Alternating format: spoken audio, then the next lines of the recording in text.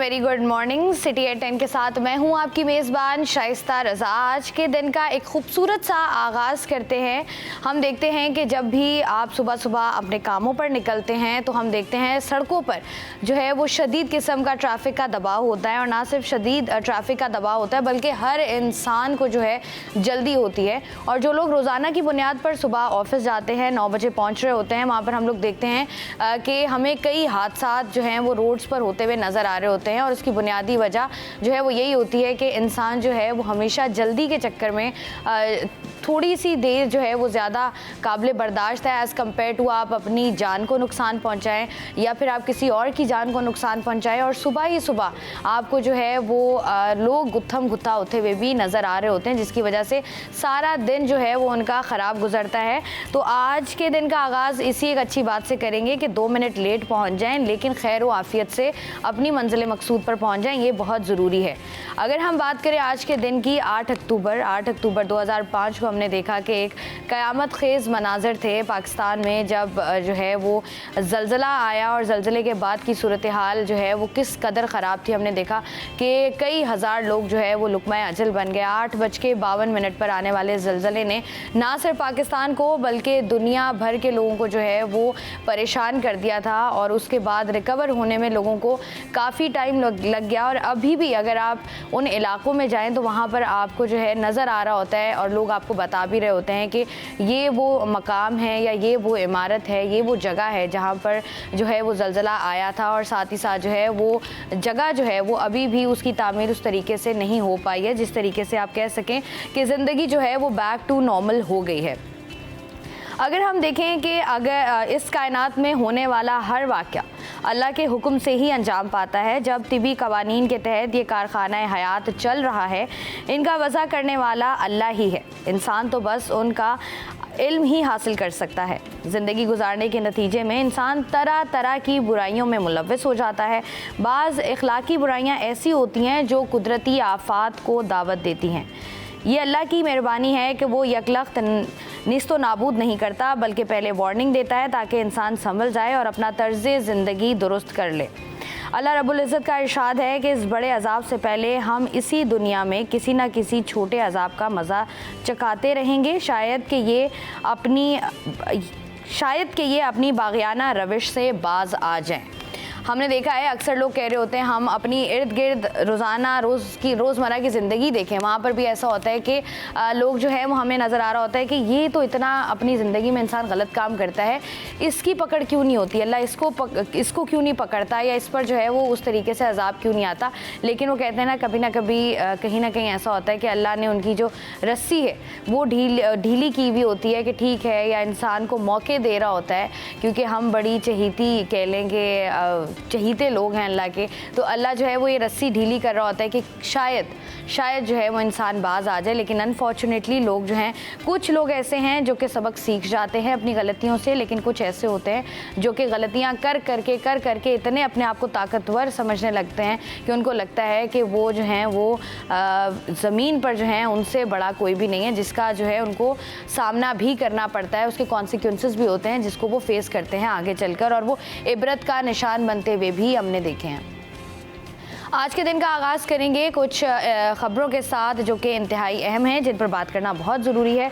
सबसे पहले अगर हम देखें तो सूबाई वज़ीर सकाफ़त और सियाहत सैयद ज़ुल्फ़िकार अली शाह का मलीर में मौजूद तारीख़ी बलोच कब्रिस्तान का दौरा।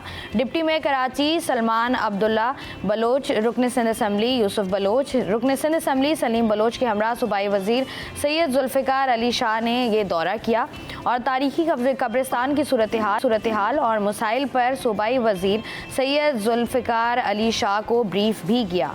सूबाई वज़ीर का कब्रिस्तान की हिफाजत दामाद का जो है वो हिदायत उन्होंने दी हैं, किस तरीके से जो है वो इस तारीख़ी कब्रिस्तान को आबाद रखा जा सकता है और किस तरीके से इसको बेहतर किया जा सकता है, इस पर भी बात करेंगे। बल्दिया उज़्मा कराची की शहर से तजावुज़ात की ख़ात्मे के लिए कार्रवाइयाँ जो है वो जारी हैं। कराची शहर में आपको उस तरीके से कारोबार होता हुआ कम दिखाई देता है जितना आपको फुटपाथ्स पर या कराची की सड़कों पर पर कारोबार होता दिखाई देता है। गैर कानूनी तजावुज़ात का ढेर है कराची शहर में। तजावुज़ात के खात्मे के लिए महकमा एंटी इंक्रोचमेंट ने नाइट ऑपरेशन भी शुरू कर दिए हैं। सफूरा समेत दीगर इलाकों में भी जल्द तजावुज़ात के खिलाफ ऑपरेशन किए जाएंगे। अम्मार खान, किस तरीके से ये ऑपरेशन होते हैं और क्या ये कामयाब ऑपरेशन होते हैं? क्योंकि आज अगर आप किसी इलाके से तजावुज़ात ख़त्म करते हैं तो अगले ही रोज़ आपको जो है वो तजावुज़ात दोबारा वहाँ पर नज़र आ रहे होते हैं। अगर बात करें कराची शहर की तो कराची शहर में एक अफसोसनाक वाक़या पेश आया। उसकी जो रिपोर्ट है वो पेश कर दी गई है। बम डिस्पोजल स्क्वाड ने इब्तदाई रिपोर्ट जो है वो पेश की है। बम डिस्पोजल स्क्वाड ने कराची इंटरनेशनल एयरपोर्ट के करीब होने वाले धमाके की इब्तदाई रिपोर्ट जारी की, जिसके मुताबिक धमाका गाड़ी में BBIED के ज़रिए किया गया। धमाका जिन्ना इंटरनेशनल एयरपोर्ट पर रवानगी के सिग्नल पर हुआ। रिपोर्ट में कहा गया है कि मुआयने के दौरान मालूम हुआ कि खुदकुश हमला गैर मुल्कियों के वक्फ पर हुआ और धमाके के नतीजे में 12 गाड़ियों को बुरी तरह नुकसान भी पहुंचा। और अब देखना यह है कि इसकी इब्तदाई रिपोर्ट पेश कर दी गई है। आगे इस पर क्या तमाम तर जो है वो इसको किस तरीके से इसकी तहकीकात होंगी और किस तरीके से जो है उन मुजरिमों को पकड़ कर उनको सज़ा दी जाएगी और क्या इसकी पॉसिबिलिटी है भी या नहीं। साथ ही साथ कराची की बात हो और कराची के इंफ्रास्ट्रक्चर की बात हर प्रोग्राम में ना हो, ऐसा नहीं हो सकता है। तो साइट इंडस्ट्रियल एरिया में 2 फ्लाईओवर्स तामीर करने का फैसला कर लिया गया है। सिंध हुकूमत ने साइट सनती इलाके में ट्रैफिक की रवानी को बेहतर बनाने के लिए साइट कराची एसोसिएशन की तजवीज़ पर 2 फ्लाईओवर्स तामीर करने का ऐलान किया है। ये 2 फ्लाईओवर्स कहाँ तामीर होंगे, कितनी लागत आएगी और कितना अर्सा इनको कंप्लीट होने में, इस पर भी हम बात करेंगे। साथ ही साथ हम लोग देख रहे हैं जिस तरीके के हालात आजकल हैं और जिस तरीके से कार्रवाइयाँ हो रही हैं उस पर भी बात अगर करें तो कराची से भारतीय खुफिया एजेंसी रॉ का एजेंट गिरफ्तार कर लिया गया है। स्पेशल इन्वेस्टिगेशन यूनिट पुलिस ने माड़ीपुर के इलाके मछली चौरंगी मनोड़ा रोड के करीब छापा मारकर भारतीय खुफिया एजेंसी रॉ के जासूस सलीम को गिरफ्तार कर लिया है। इस पर भी बात करेंगे। साथ ही साथ अगर हम देखें तो सिंध सेक्रेटेरिएट के मुलाजिमीन की बायोमेट्रिक हाज़िरी का निज़ाम मुकम्मल तौर पर ख़त्म कर दिया गया है। हम चाहते हैं कि ये हर इदारे में ख़त्म हो जाए, लोग अपनी मर्ज़ी से आएँ। इस पर भी हम बात करेंगे कि किस तरीके से जो है ये तमाम तर मामला तय पाते हैं और इससे क्या फ़ायदा होगा। सिंध हाई कोर्ट के हुक्म के बावजूद मुलाजिमीन की डिजिटल हाज़िरी का निज़ाम जो है वो बहाल नहीं हो सका है और अदालत ने साबिका निगरान दौर में चीफ सेक्रेटरी सिंध को डिजिटल हाज़िरी का निज़ाम फ़ाल करने की हिदायत जारी की थी, लेकिन उसके बावजूद जो है बायोमेट्रिक का निज़ाम मुकम्मल तौर पर ख़त्म कर दिया गया है। इस पर भी बात करेंगे। मज़ीद ख़बरें भी हैं हमारे पास, उन पर भी बात करेंगे। और मुझे जो है इन तमाम तर खबरों पर बात करने के लिए ज्वाइन कर चुके हैं मिराज भाई आपका और साथ ही साथ अयाज राना हमारे साथ मौजूद हैं। दोनों से हम बात करेंगे। सबसे पहले अगर हम बात करें कराची इंटरनेशनल एयरपोर्ट पर जो वाक़या पेश आया, आप स्पॉट पर भी मौजूद रहे, साथ ही साथ उसकी इब्तदाई रिपोर्ट जो है वो पेश कर दी गई है, इस पर क्या कहेंगे? देखिए, वाक़या तो वाकई अफसोसनाक था क्योंकि शहर में इस वक्त ऐसा माहौल नहीं था कि इस तरह की दहशतगर्दी की कोई कार्रवाई होती, लेकिन थ्रेड्स तो हमेशा से रहते हैं। स्पेशल ब्रांच और दीगर जो हसास इदारे हैं वो वक्तन फ़वक्तन जो है वो इदारों को लेटर्स लिखते रहते हैं जिनमें थ्रेड्स के बारे में उनको आगाह किया जाता है। लेकिन बात यह है कि एक तो ऐसे मुकाम पर ये वाक़या होना जिससे इंटरनेशनली जो है ना आपको बड़ी परेशानी होती है और आपकी बदनामी भी होती है पूरी दुनिया में इस तरह के वाक़या होने की।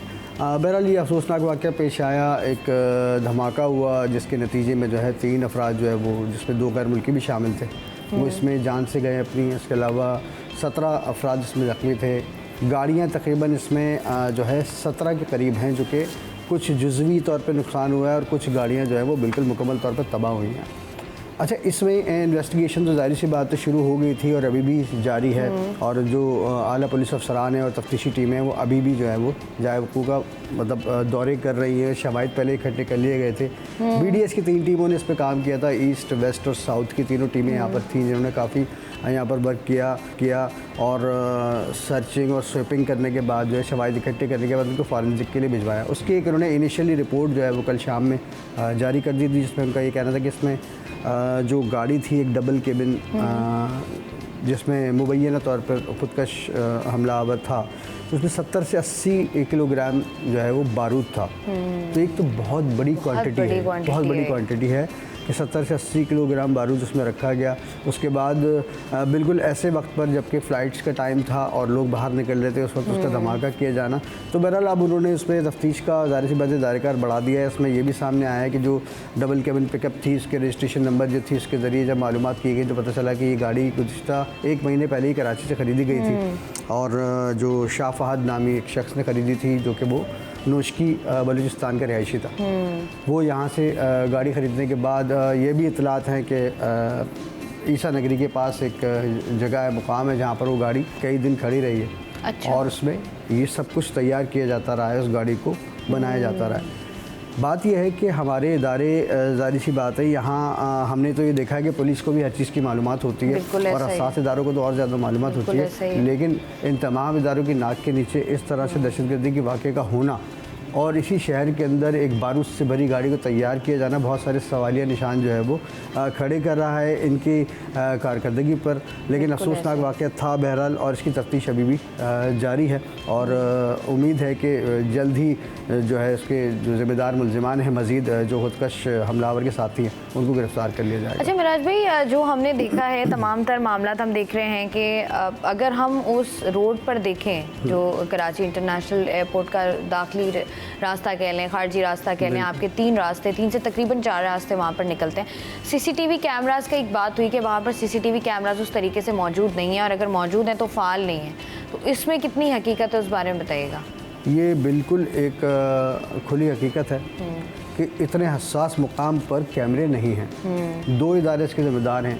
पहली ज़िम्मेदारी आयद होती है सिविल एविएशन अथॉरिटी पर कि जिनका वो एरिया है उसमें कैमरों का होना मतलब लाजमी है वहाँ सारी पर दुनिया VIP मूवमेंट्स हैं, वहाँ पर मिनिस्टर्स हैं आपके, और ख़ास तौर पे जिस मुकाम पर ये ब्लास्ट हुआ है उसके आसपास तो कैमरों का होना इसलिए लाजमी है कि वो गार्ड रूम कहलाता है। जितने भी बड़े बड़े अमायदीन, सनतकार और अपना सियासतदान, ये सब जो आते हैं, इनकी गार्ड्स वहाँ पर बैठती हैं और प्रोटोकॉल वहाँ पर ठहरते हैं। तो वहाँ हमने ये देखा कि सिविल एविएशन की जानिब से कोई कैमरे नहीं लगाए गए थे। हमने भी चारों तरफ खुद इसके शाहिद हूँ मैं। और दूसरी बात जो ज़िम्मेदारी बनती थी वो बनती थी इस वक्त जो हमारे यहाँ सेफ सिटी प्रोजेक्ट जो चल रहा है, सही कह रहे हैं, सेफ सिटी प्रोजेक्ट का पोल तो वहाँ लगा हुआ है, ठीक है ना, लेकिन पोल पर कैमरे अभी मतलब नस्ब नहीं किए गए हैं। लेकिन जो हमने जो देखा था सेफ सिटी की प्रोजेक्ट की अगर हम बात करें, 25 कैमरास नस्ब कर दिए गए हैं। तो मिराज भाई, क्या प्रायोरिटी पे नहीं है कि वो मकामात जो हसास मकामात हैं जहाँ पर कैमरास का होना बहुत ज़रूरी है, पहले 25 कैमरास वहाँ पर लगाए जाते हैं? और एयरपोर्ट किसी भी शहर में एक बहुत ही हसास जगह है और हमने पहले भी विटनेस किया है, यहाँ पर इस तरह हो चुका है, उसके बाद दोबारा सिक्योरिटी जो है उसकी सख्त की गई और दोबारा से अभी इंसिडेंट हुआ है। तो आपको लगता नहीं है एक ऐसा मकाम था जहाँ पर कैमरा इंस्टॉल कर देना चाहिए था? देखिए, जो मेरा भी यही कहना है कि सेफ सिटी प्रोजेक्ट के तहत अगर कैमरे लगने शुरू हुए थे तो मेरा नहीं ख्याल कि उसकी ज़रूरत आराम बाग पर थी या पाकिस्तान चौक पर थी। उसकी पहली ज़रूरत तो हसास तरीन मुकाम हमारा एयरपोर्ट है। बिल्कुल 2014 में आपको याद होगा कि बहुत बड़ा अटैक हुआ था इसी एयरपोर्ट पर। उसके बाद से हमें बहुत सारे मसाइल से गुजरना पड़ा था और हमारी एविएशन जो है उसकी आमदनी भी तकरीबन ख़त्म हो गई थी। हमारे फ़्लाइट्स डायरेक्ट उतरना बंद हो गई थी, तो इंटरनेशनली हम लोग बहुत ज़्यादा बदनाम भी हो गए थे। अच्छा, उसके बाद होना तो ये चाहिए था कि मज़ीद हिफाजती इंतज़ामात और एहतियाती तदाबीर इख्तियार की जाती, लेकिन अफसोस की सूरत हाल है कि इन्होंने ऐसा नहीं किया। और ये जो सेफ सिटी प्रोजेक्ट शुरू भी हुआ तो इसके कैमरे भी वहाँ पर नहीं लग सके। तो इसमें सिविल एविएशन और सेफ सिटी प्रोजेक्ट के जो DG हैं या जो अमला है, ये ज़ाहिर सी बात है, ये उनकी मैं कहूँ कि नाअहली है, क्योंकि वहाँ पर अगर कैमरे होते तो शायद कि पहले से कोई मॉनिटर कर रहा होता उनको, तो ये सूरत हाल नहीं होती। क्योंकि ये भी सुना है कि जो खुदकश जो हमलावर था वो अपनी गाड़ी के साथ काफ़ी देर वहाँ मौजूद रहा है, वक्त का इंतज़ार करता रहा है कि उसको कब टारगेट करना है और उसको इतना मौका क्यों दिया गया। अगर कैमरे होते तो शायद ऐसा ना होता। एक तो ये कि अगर बारूदी गाड़ी आपके शहर, आपके इलाके में कहीं ना कहीं तैयार हो रही है तो सिक्योरिटी एजेंसीज़ को इसकी इतलात ज़रूर होती हैं। और उसके बाद अगर देखा जाए, इस तरीके से मिराज भाई भी बता रहे हैं कि इतना टाइम ही क्यों दिया गया, क्योंकि सिक्योरिटी के अगर हम मामला देखें तो वहाँ पर नॉर्मल एक आम आदमी के लिए वहाँ पर सिक्योरिटी इस कदर सख्त होती है कि वहाँ पर आपको सिक्योरिटी गार्ड्स और दूसरी एजेंसीज़ के लोग लोग नज़र आते हैं, लेकिन जब इस तरह का अफसोसनाक वाक़या हुआ है तब वहाँ पर कुछ तरीके से मौजूद क्यों नहीं था प्रॉपर्ली, इस पर अयाज राना साहब से भी बात करेंगे, लेकिन यहाँ पर वक्त एक ब्रेक का, हमारे साथ रहिए।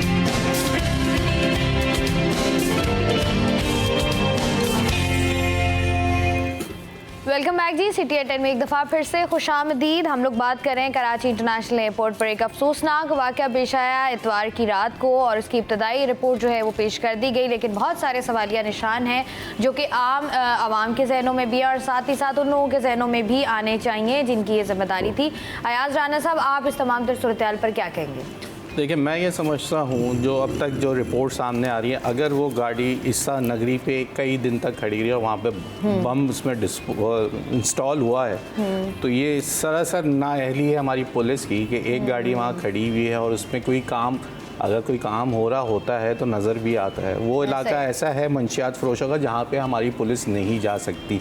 ये बात सामने वाजे हो गई कि वहाँ जो लोग थे वो उसके अंदर मुलव्वस हैं, जो मंशियात का पैसा है वो इसमें इस्तेमाल हो रहा है। ये बात आप दहशतगर्दी है, बिल्कुल है। हम एक इस जंग से लड़ रहे हैं, हमारी फ्रंट पे हमारी फोर्सेस इस पे लड़ रही हैं, लेकिन साथ पुलिस के ऊपर जो उनकी स्पेशल पार्टीज़ बनी हुई होती हैं, उनकी सीआईडी जो बाहर उनके जो मुखबर काम कर रहे होते हैं, वो ये सब चीज़ों पे नज़र ही इसीलिए रखी जाती।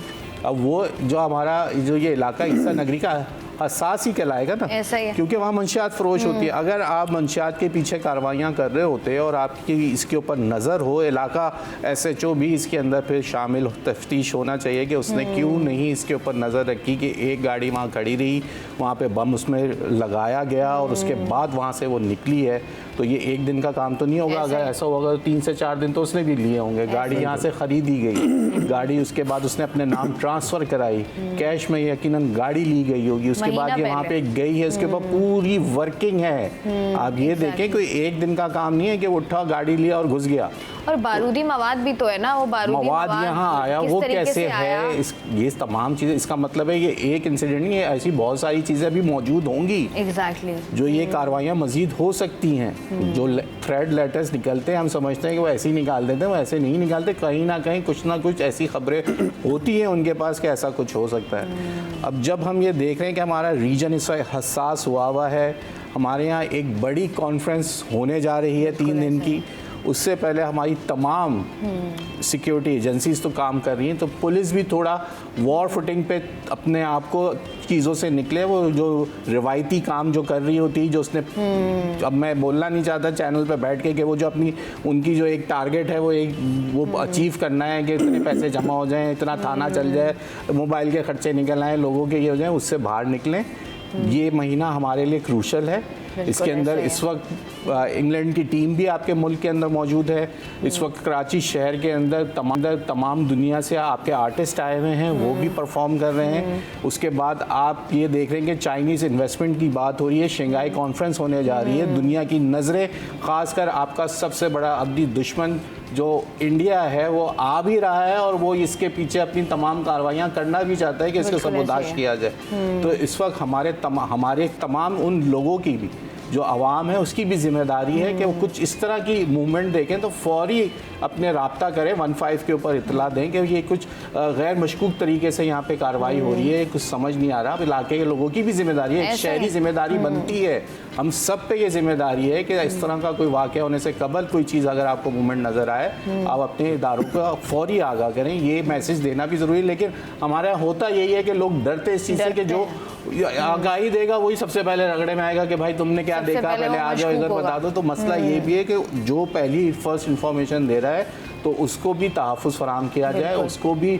सीए राज में रखा जाए और उसको परेशान ना किया जाए। अगर ये चीज़ें हमारे इदारों में आ जाएं तो उसके बाद आवाम भी बढ़ चढ़ के आपके साथ देगी। लेकिन मसला ये है कि लोग देख के आँख इसीलिए बंद कर देते हैं कि आप इतनी उसको हरासमेंट कर देते हैं, वो दुश्मनी तो अपनी मोल लेगा ही लेगा, साथ में वो सोचता है कि मैं और एक्सपोज ना हो जाऊँ, आना जाना मेरे गवाहियाँ देना, ये सब मसला बन जाता है। तो खुदारा वो इदारे जो काम करते हैं, जो आवाम अगर उनके साथ कोई फ़र्स्ट इन्फॉर्मेशन उनको देना चाहती है तो उनको भी तहफ़्फ़ुज़ फराहम करें और उनको परेशान ना करें, तो फिर इस तरह के वाक़यात आवाम और सिक्योरिटी एजेंसियाँ मिलकर नाकाम बनाने में कामयाब होती हैं। ये बिल्कुल सही बात कर रहे हैं आप कि ये मैं हमेशा ये बात करती हूँ कि बहसीत कौम आपकी भी कुछ जिम्मेदारी है, बहसीत शहरी आपकी कोई जिम्मेदारी है। अगर आपके इलाके में इर्द गिर्द कहीं पर भी कुछ ऐसा हो रहा है, पहले हमने देखा था जब दहशतगर्दी का जो है दहशतगर्दी ने इस कदर जोर पकड़ा था कि रोज़ाना की बुनियाद पर हमें इस तरह के केसेस या इस तरह के धमाकों की आवाज़ें हम लोग सुना करते थे। तब भी ये हुआ था कि मशकूक बैग्स लोग रख कर चले जाया करते थे और कोई बोलता नहीं था।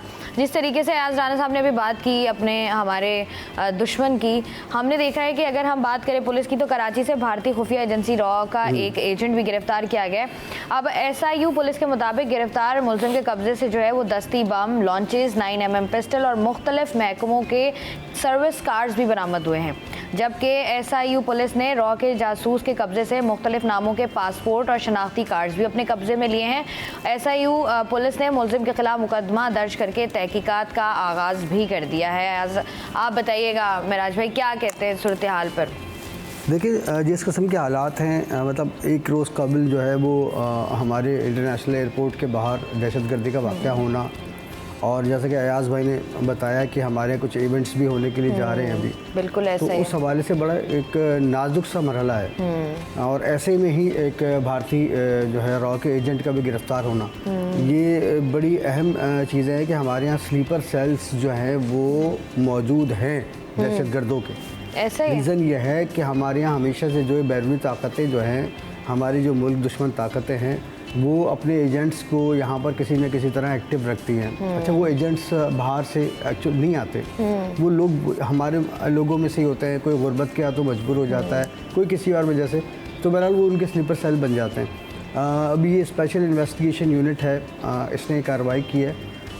ये इलाका पड़ता है डॉक्स थाने की हदूद है ये, और अगर हम हॉक्सबे की जानिब जाते हैं तो जो सेंटस्पिट की जानिब लेफ़्ट पे रोड जा रहा है और जो मनोड़ा को भी जा रहा है रोड ना, तो उसी रोड पर एक मछली चौक बना हुआ है, तो वहाँ पर एक कार्रवाई इन्होंने की है। सलीम नामी इस शख्स को इन्होंने गिरफ्तार किया है। इसके पास से मुख्तलिफ इदारों के कार्ड्स भी मिले हैं और पुलिस का दावा है कि भाई ये भारतीय एजेंसी रॉ का एजेंट है। हैंड ग्रेनेड भी इससे मिला है।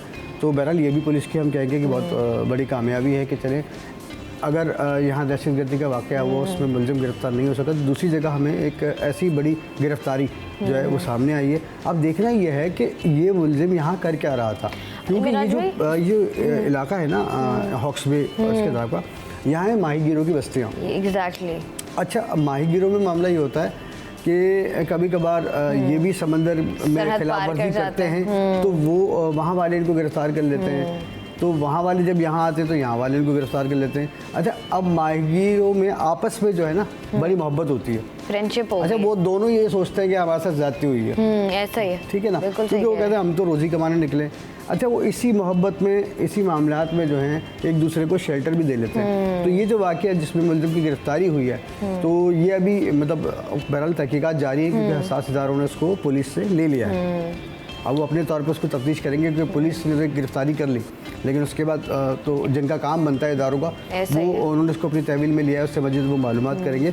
लेकिन बज़ाहिर लगता है ऐसे ही कि किसी तरह से माहीगीरों ने ही इसकी मदद की है, और मदद भी इस हवाले से की गई कि भाई ये बेचारा परेशान होगा, लेकिन उन्हें ये नहीं पता था कि ये जो है रॉ का एजेंट है। तो बहरहाल अब इस हवाले से मज़ीद तफ्तीश की जाएगी, जो उस पर चीज़ें सामने आएंगी कि किस प्लान के तहत यहाँ पर आया था और इतने हसास मुकाम पर क्यों मौजूद था, और कब से वहाँ पर रह रहा था, उसके क्या प्लानिंग थे, यहाँ कितने लोग हैं उसके कराची में जो कि काम कर रहे हैं। जैसे आपने बात की ना कि स्लीपर सेल्स मौजूद हैं, और इससे कोई जो है वो बईद नहीं है कि कितने मौजूद हैं, किस तरीके से काम कर रहे हैं। साथ ही साथ मैं आज राना साहब से ये बात भी करूँगी और ये बात भी पूछूंगी कि जो सर्विसेज कार्ड्स जो है वो मुख्तलिफ महकमों के इतनी आसानी से बन जाते हैं, साथ ही साथ पासपोर्ट्स और शनाख्ती कार्ड्स जिस तरीके से डुप्लीकेट या फेक बन जाते हैं, किस तरीके से बन जाते हैं, इस पर भी बात करेंगे। लेकिन यहाँ पर वक्त तो एक ब्रेक का, हमारे साथ रहिए।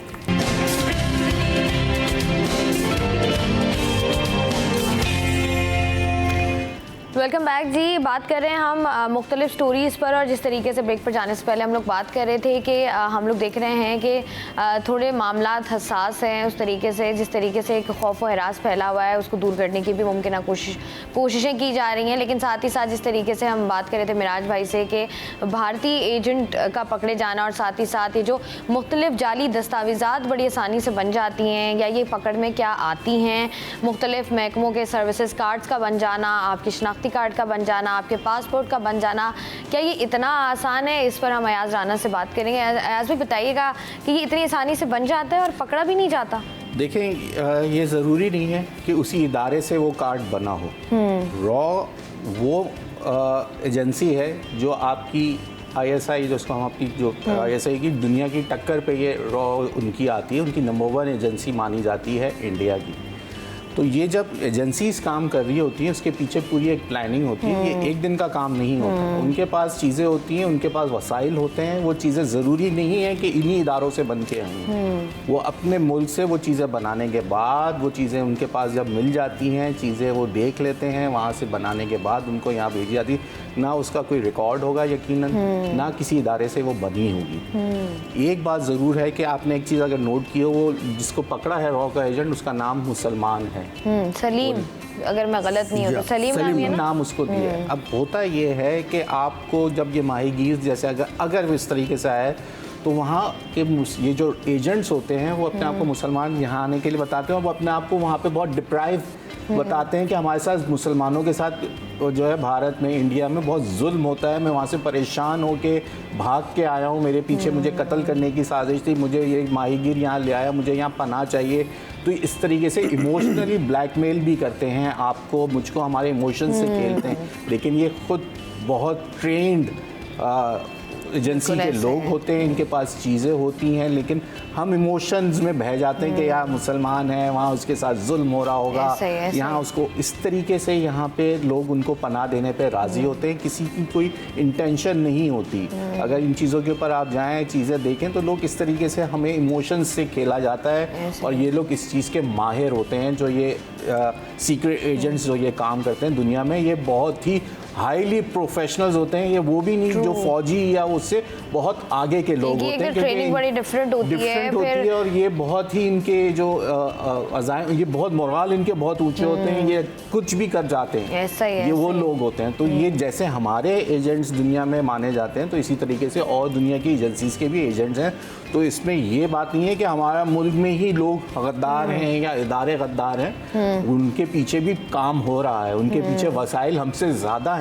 वो लोग वो चीज़ें, अगर एक पासपोर्ट बनाने की मशीन हमारे पास है, तो इंडिया अगर हमें सबोताज करना चाहता है, वो पूरा पासपोर्ट का निज़ाम अपने यहाँ बना सकता है और एक के बाद एक लोग भेज सकता है, और जो वो कर रहा है। लेकिन हमें इन चीज़ों को अब क्योंकि जिद्दत आती है, हम लोग परेशान होते हैं कि यार हम जब पासपोर्ट ऑफिस जाते हैं इतना मुश्किल क्यों होता है बनाना, वो यही वजूहात होती हैं।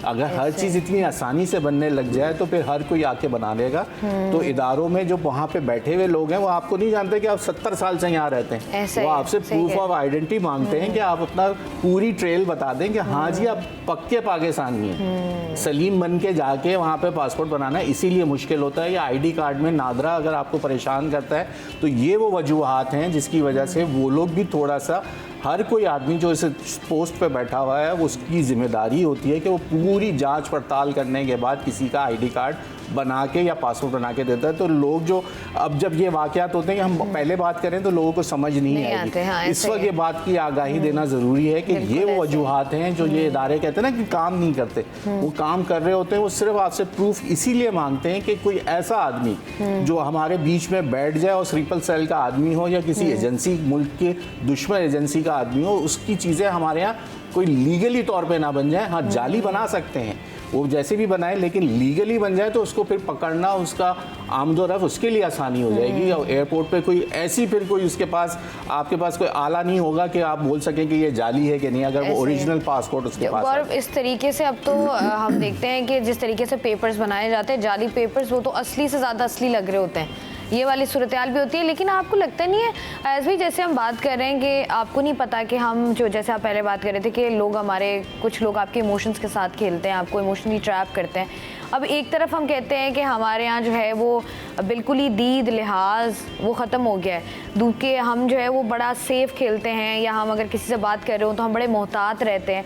दूसरी तरफ जो है हम इस तरह की सूरत हाल जब देखते हैं तो हम कहते हैं कि मतलब जैसे आपका कोई किराएदार आ रहा है, या आपका नया कोई मोहल्लेदार आ रहा है, या आप किसी के साथ बैठे हुए हैं ट्रेन में, प्लेन में, बाय रोड आप सफ़र कर रहे हैं, जिस तरह के जैसे मछेरे हो गए, या आपको रोड पर चलते हुए इस तरह के कई लोग मिलते हैं, तो आप उनके साथ बड़ा रूड होते हो। फिर हम एक तरफ कहते हैं कि ये गलत है, फिर हम दूसरी तरफ ये कहते हैं आपको प्यार से, पहले तो हम कहते हैं प्यार से बात करनी चाहिए, दूसरी तरफ फिर हम कहते हैं एहतियात भी करें।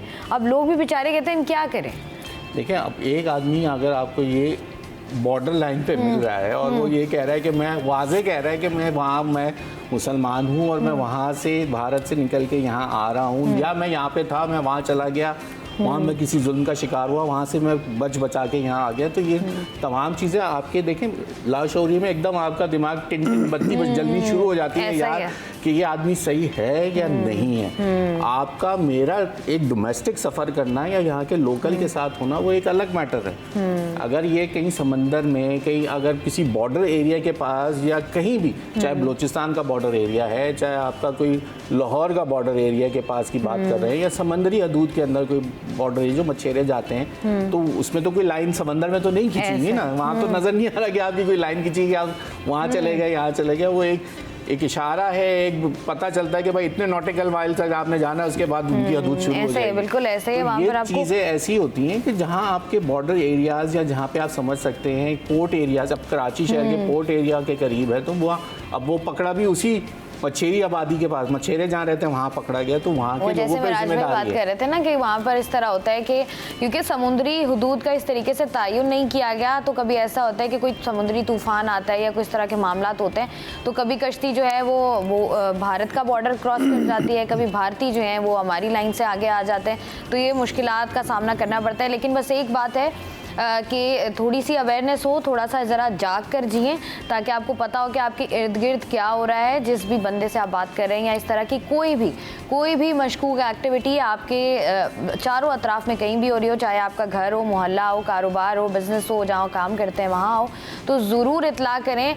वो जो एक डर बैठा हुआ है हमारे दिलों में, क्या हो सकता है कि आपकी एक इतला के बदले में जो है वो कई लोगों की जान बच जाए, या जो हमारे मुतल्लिका इदारे हैं वो एक्टिव हो जाएं, या वो कभी कभी ऐसा होता है कि उस तरीके से बताया नहीं जाता, लेकिन काफ़ी अरसे से उस शख्स को या उस ग्रुप को जो है वो तलाश किया जा रहा होता है, लेकिन आपकी एक इतला जो है वो बड़ी कारआमद साबित हो सकती है।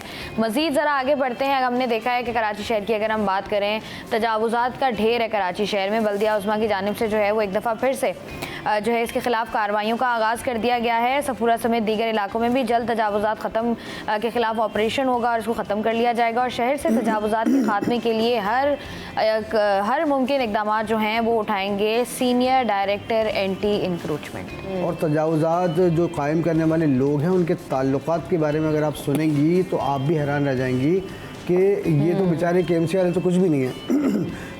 जो इलाका पुलिस होती है उसको कितने थ्रेड्स होते हैं, ट्रैफिक पुलिस होती है उसको कितने थ्रेड्स होते हैं।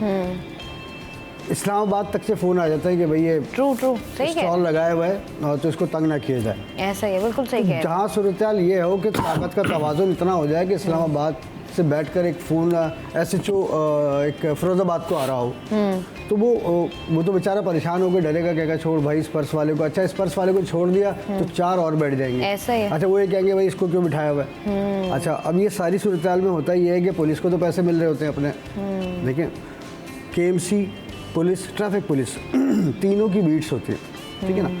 कहीं भी आप देखेंगे ना तजावुज़ात कायम है, तो आप अगर उनसे बात करेंगी, मालूमात लेंगी, तो आपको पता चलेगा कि ये तीनों महकमे के लोग या इनके बीटर्स रोज़ाना शाम को आते हैं और अपने हिस्से के पैसे लेके चले जाते हैं, ठीक है। तो उनका भी कारोबार चल रहा है, इनका भी कारोबार चल रहा है। इसमें सफ़र जो कर रहा है वो अवाम है, जिसका सफर करना बड़ा मुश्किल हो गया। उर्दू और इंग्लिश दोनों वाला सफर जो है वो हम ही लोग कर रहे हैं। सही कह रहे हैं, बिल्कुल।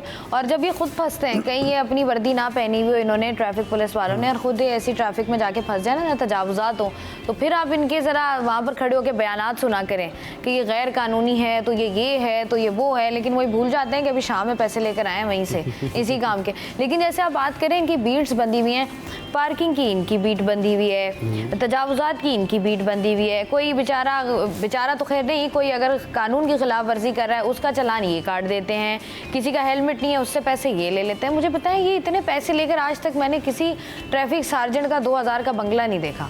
तो ये क्या इनका भरता नहीं है पेट, या क्या ये इस मुल्क के साथ, इस शहर के साथ मुखलिस नहीं है, या जब इन्होंने ये वर्दियाँ पहनी हैं तो इन्होंने ओथ वोथ नहीं लिया, क्या इनका मसला क्या है? देखिए पुलिस का मैटर ये है कि जाहिर सी बात है ओथ लिए बगैर तो आगे नहीं बढ़ सकते। ओथ तो उन्होंने लिया कसम भी खाई। वो छोटे बच्चे करते हैं ना, यूं फिंगर क्रॉस करके ओथ ले लेते हैं कि बस ठीक है, ये इसका मतलब ये है कि इस ओथ का कोई मतलब नहीं है। मुझे लगता है ये फिंगर क्रॉस हुई है इनकी जब ओथ लिया था इन्होंने। बात ये है कि रिश्वत हमारे यहाँ अब अफसोसनाक मुकाम यही है, बरसों हो गए इस शहर में, बरसों हो गए, सही कह रहे हैं। अब इसमें कुछ जो गलतियां हैं वो हमारी यानी आवाम की भी हैं।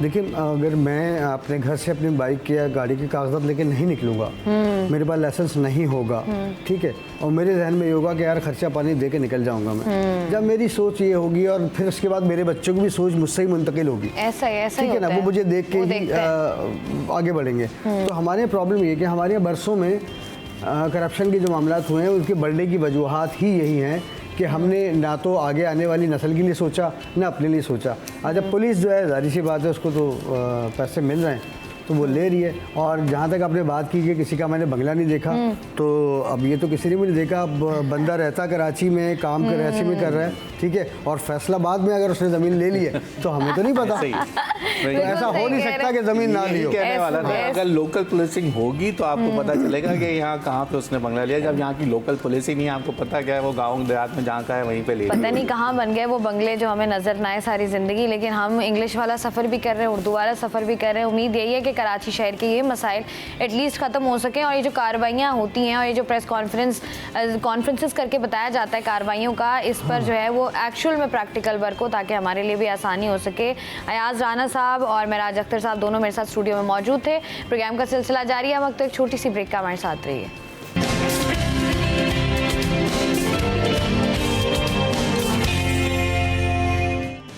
Welcome back. सिटी एट 10 में एक दफ़ा फिर से खुशामदीद। अगर आपने देखा हो, सुना हो, तो जब हमने अपने प्रोग्राम का आगाज़ किया तो हम बात कर रहे थे कि आज है 8 अक्टूबर, और अगर यहाँ आज से तकरीबन कोई 19 बरस पहले चले जाएं तो 8 अक्टूबर 2005 में 8:52 पर एक क़यामत ख़ेज़ ज़लज़ला जो है उसने रुख किया, और हमने देखा कि बहुत बड़े पैमाने पर जो है वो तबाही हुई। 19 साल कबल आज़ाद जम्मू कश्मीर में मजमूई तौर पर 86,000 से ज़ायद अफराद शहीद हुए थे।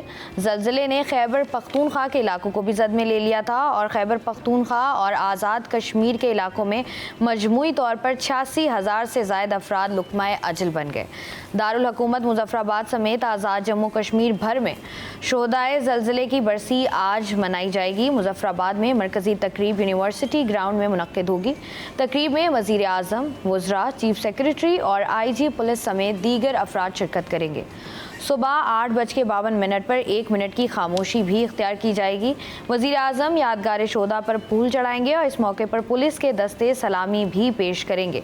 ज़लज़ले में सबसे ज़्यादा सरकारी अमलाक जो हैं वो तबाह हुई थी, और इस क़यामत ख़ेज़ ज़लज़ले में आज़ाद कश्मीर के शहर मुज़फ़्फ़राबाद, नीलम वैली, झेलम वैली और रावला कोट सबसे ज़्यादा मुतासिर हुए थे।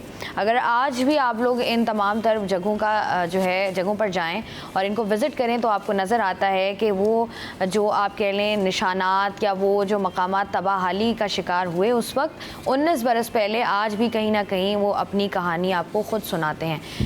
इस तमाम दर सूरत हाल पर बात करने के लिए इस वक्त मेरे साथ मौजूद हैं कंवर वसीम साहब, जो कि provincial secretary of Pakistan red crescent society Sindh headquarter और डिज़ास्टर मैनेजमेंट एक्सपर्ट भी हैं। तो इनसे बात करेंगे। सबसे पहले आपको कहते हैं खुशामदीद सर, कैसे हैं? बहुत शुक्रिया आपका। कंवर साहब, मुझे बताइएगा, अगर हम देखें ये जो ज़लज़ले हैं, अगर बात करें अर्थक्वेक्स की, पहले इतने तवातुर के साथ नहीं आते थे। अभी भी हमने देखा है 2-3 महीने बाद कराची के पाकिस्तान के किसी न किसी शहर में ज़लज़ले के झटके महसूस होते हैं। मतलब उस तरीके के झटके नहीं होते, इतने स्ट्रॉन्ग नहीं होते कि उस तरीके से नुकसानात हों। लेकिन हमें सबसे पहले ये बताइएगा कि ये ज़लज़ले आखिर आते क्यों हैं? देखिए, अब इसके ऊपर वैसे तो बहुत सारी गुफ्तगू हो सकती है, टेक्निकल, नॉन टेक्निकल, लेकिन एक जनरल पर्सपेक्टिव पे अगर हम बात करें आवाम-उन-नास की समझ के लिए, तो वो ये है कि ये जो पूरी दुनिया में जिस अंदाज में क्लाइमेट चेंज असर कर रहा है और एनवायरनमेंट की जो सूरत हाल है, आप देखें सिर्फ ज़लज़ले ही नहीं बल्कि सैलाब भी उन जगहों पर आ रहे हैं जहाँ सैलाब पहले नहीं आते थे, ठीक है ना। इसी तरीके से सुनामी, बहुत बड़ा सुनामी ठीक 1 साल पहले, जलजले के 1 साल पहले वो आया 26 दिसंबर, बल्कि 1 साल भी नहीं, जब 26 दिसंबर को सुनामी आया, यानी 25 दिसंबर की रात को सन 2004 को, और ठीक 8 अक्टूबर 2005 को पाकिस्तान का सबसे बड़ा अर्थक्वेक आया, लेस देन अ ईयर, ठीक है ना। इसी तरीके से बहुत सारी ऐसे चेंजेस, हीट वेव आप देख लें, तो जो तगय्युरात इस ज़मीन के साथ या इस कुर्रे अर्ज़ के साथ हो रहे हैं, उसमें ये सारी के सारे डिज़ास्टर्स जो हैं वो फ्रीक्वेंट ना सिर्फ ये है कि तेज़ी के साथ हो रहे हैं, बल्कि ज़्यादा सीवियर हो रहे हैं। ऐसा ही है, ठीक है ना। तो अब बात यह है करने की कि 2 तरीके की इसमें हमें देखना होगा। अब अगर हम अर्थक्वेक 2005 पे बात करें तो वो तो आप लोग भी और हर चैनल सुबह से बहुत सारी बातें कर रहा है, I don't want to repeat all these things, और वो फिर अच्छा भी नहीं लगता इतनी सारी हम गुफ्तगू करें। सिर्फ 19,000 बच्चे तो उसमें फौत हुए, 35 लाख आदमी बेघर हुआ है, मतलब it's a huge, it was a huge. मैं खुद भी बालाकोट में था, I was in charge of the Balakot from the red cross और रेड क्रिसेंट ऑर्गेनाइजेशन, और हमने भी बहुत दिनों तक, कई महीनों तक वहाँ पर काम किया, और किस तरीके से हमने मिजरीज देखी, लाशों के अंबार देखे, इतनी बदबू थी कि 1 किलोमीटर पहले से आपके गाड़ी में लाशों की बदबू आती थी। तो हालात तो बहुत ख़राब थे, लेकिन इस वक्त जो गुफ्तगू करने की है मैं समझता हूँ वो ये है कि आया हम इससे किस तरह ये कौन से इक़दामात करें जिससे हम नुकसानात को कम से कम कर सकते हैं। ज़लज़ले को रोक नहीं सकते, सुनामी को रोक नहीं सकते, साइक्लोन को नहीं रोक सकते, ये सब कुदरती आफात में आता है, लेकिन चूँकि इनकी फ्रीक्वेंसी बढ़ गई है, लिहाजा इसकी तालीम लेना बड़ा ज़रूरी हो गया है। देखिए, डिज़ास्टर मैनेजमेंट एक ऐसा सब्जेक्ट है जो बहुत टेक्निकल सब्जेक्ट है, एक प्रॉपरली क्वालिफाइड आदमी होगा तो इसको डील करेगा, ठीक है ना। जब एक टेक्निकल सब्जेक्ट है, इसकी क्वालिफ़िकेशन ज़रूरी है, तो कैसे इसको हम ऐसे लोगों के हवाले कर दें इसको डील करने के लिए जो इसके क्वालिफाइड ही नहीं है, जो इसको टेक्निकली समझते ही नहीं है। ये एक सब्जेक्ट है, इस पर ग्रेजुएशन होती है, इस पर मास्टर डिग्रियाँ होती हैं बाकायदा, ये कैरियर है बहुत बड़ा, ठीक है ना। पाकिस्तान में सबसे ज़्यादा जो जिस चीज़ की ज़रूरत है वो ये है कि हमारी तमाम यूनिवर्सिटीज़ जो हैं वो इसकी फ़ैकल्टी खोलें और वहाँ इसकी ग्रेजुएशन और इसकी मास्टर डिग्री कराई जाए, ताकि मासेस में पाकिस्तान को ज़्यादा से ज़्यादा क्वालिफाइड, प्रॉपरली क्वालिफाइड अफराद जो हैं वो मिले। और दूसरा जाहिर है गवर्नमेंट की तरफ से बहुत सारे गवर्नमेंट की तरफ से भी, और साथ ही साथ जिस तरीके से हम लोग देख रहे हैं कि ना सिर्फ हम अगर पाकिस्तान की ही बात करें, हर साल किसी ना किसी कुदरती आफत का सामना जो है वो पाकिस्तान को करना पड़ता है। किसी सैलाब की सूरत में, अगर आप समुंदर में हैं तो हमने साइक्लोन देखा, समुंदर के करीब हैं अगर कराची शहर की बात कर ली जाए, अपने नॉर्दर्न साइड पर देख लें तो वहाँ पर भी हमने देखा है कि हर साल कुछ ना कुछ हो रहा था। और ये सिर्फ पाकिस्तान में नहीं बल्कि दुनिया भर में इसकी जो कह लें आप फ्रीक्वेंसी है उसमें इजाफा हुआ है। इस पर मज़ीद भी बात करेंगे, लेकिन यहाँ वक्त एक ब्रेक का हमारे साथ रही है।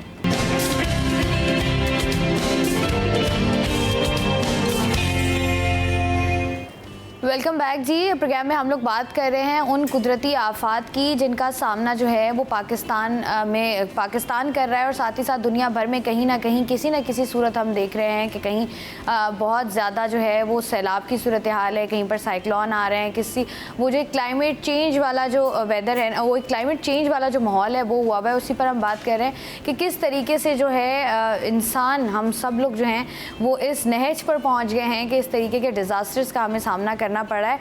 मेरे साथ कमर नसीम साहब मौजूद हैं, साथ ही साथ हमें ज्वाइन किया है डॉक्टर सदफ नसीम ने, जो कि असिस्टेंट प्रोफेसर हैं डिपार्टमेंट ऑफ जियोलॉजी की यूनिवर्सिटी ऑफ कराची से। उनको भी खुशामदीद कहते हैं। अस्सलाम वालेकुम।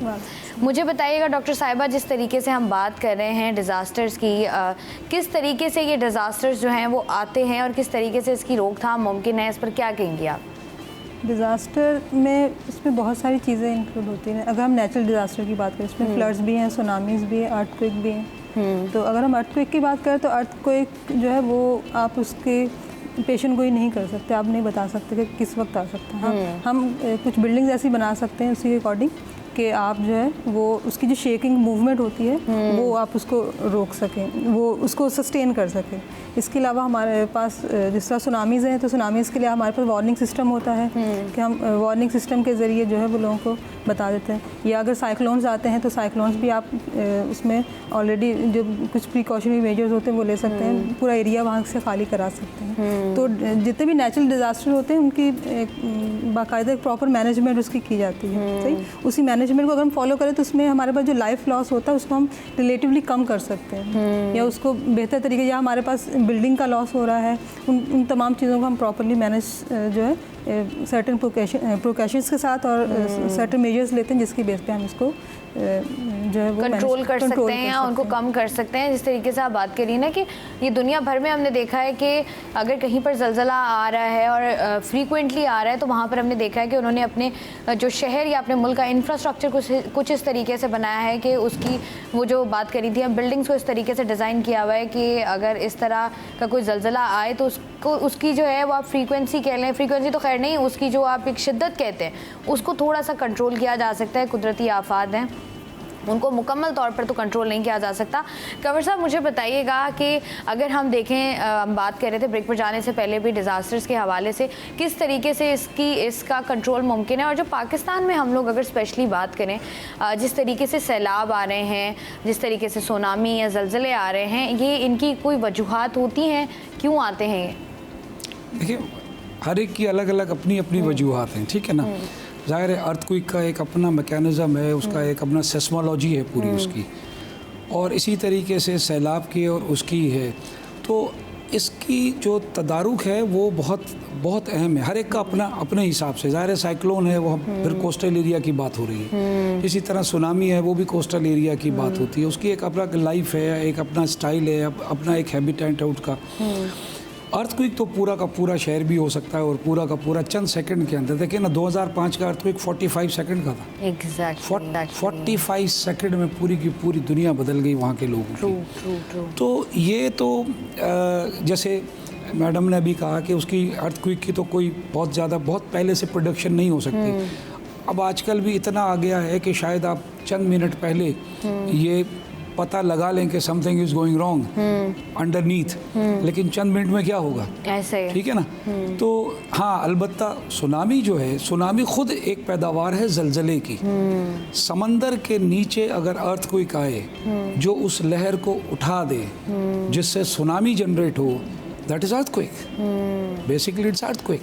तो अर्थक्वेक ही सुनामी बनाता है, सुनामी खुद कोई लहर तो नहीं आती।